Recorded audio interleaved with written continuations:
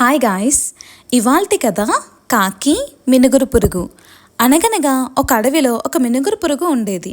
అది అడవిలో సంతోషంగా తిరుగుతూ ఉండేది.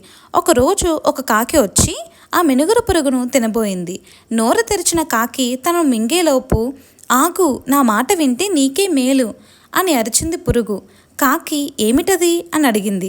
నీకు నాలాంటి చాలా పురుగులున్న చోటు ఒకటి చూపిస్తాను, నన్ను తినేస్తే నీకేమీ లాభం లేదు అంది పురుగు. కాకి అత్యాశతో ఒప్పుకుంటుంది. ఆ పురుగు కొంతమంది మనుషులు చలిమంట కాసుకుంటున్న చోటుకు తీసుకువెళ్ళింది. నిప్పురవ్వలను చూపించి అవన్నీ మినుగురు పురుగులని చెప్పింది.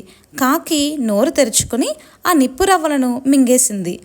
నోరు కాలింది. బాబోయ్, ఈ మినుగురు పురుగులను మనం తినలేమని ఎగిరిపోయింది.